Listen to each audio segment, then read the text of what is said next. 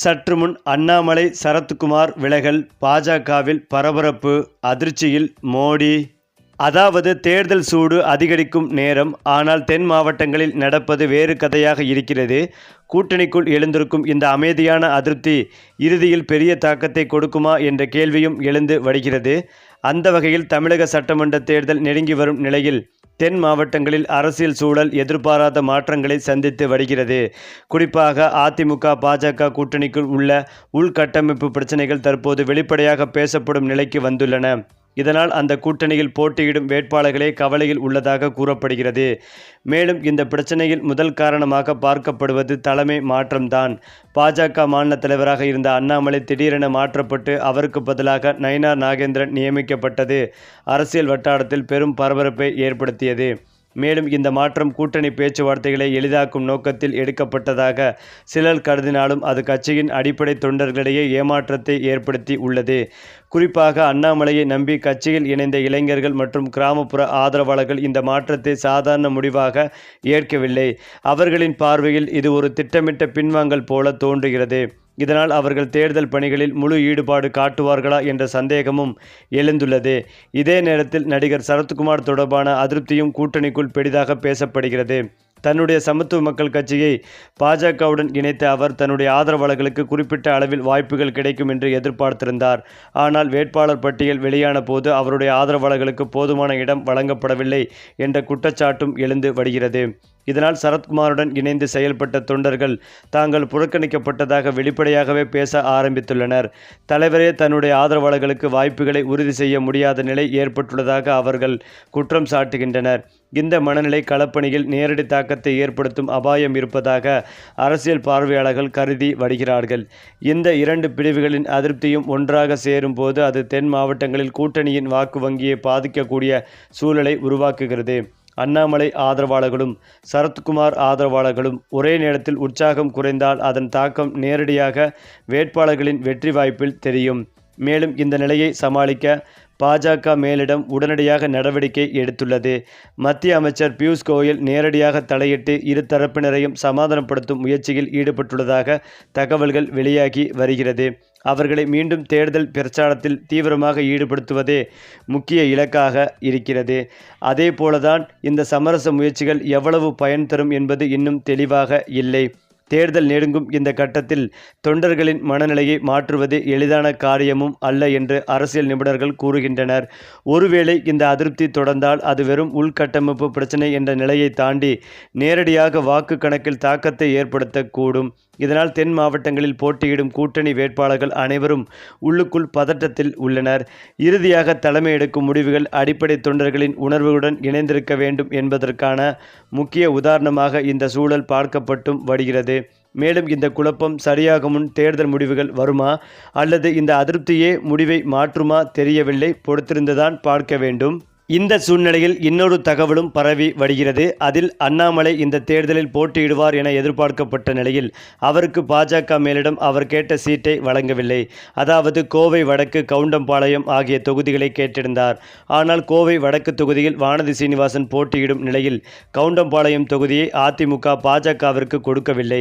இதனால் அண்ணாமலை தேர்தலில் போட்டியிட விரும்பவில்லை என பாஜக மேலிடத்திற்கு கடிதம் எழுதினார்.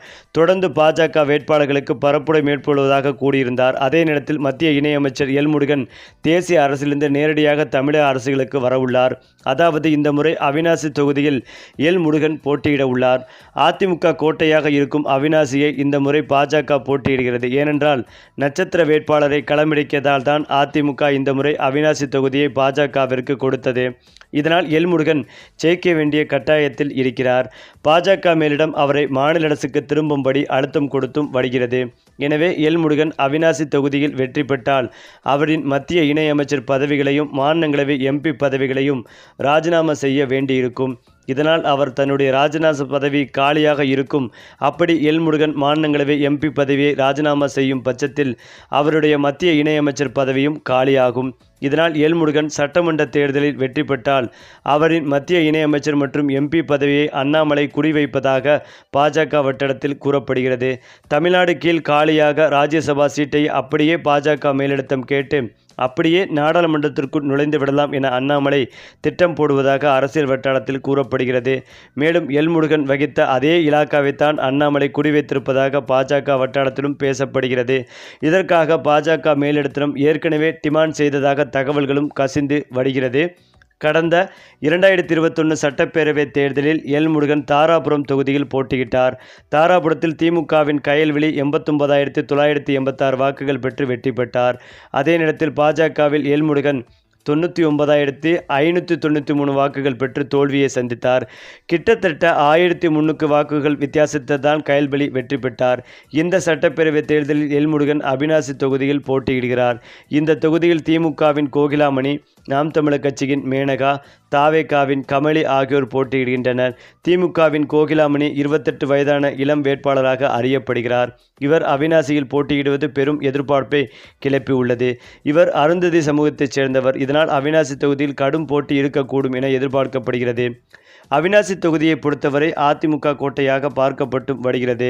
கடந்த 42 ஆண்டுகளாக அவிநாசி தொகுதியை அதிமுக தான் ஆண்டு வருகிறது. 1996 தேர்தலில் மட்டுமே திமுக வெற்றி பெற்றது. 1984 முதல் 2021 ஆண்டு வரை அதிமுக வெற்றி பெற்றுள்ளது.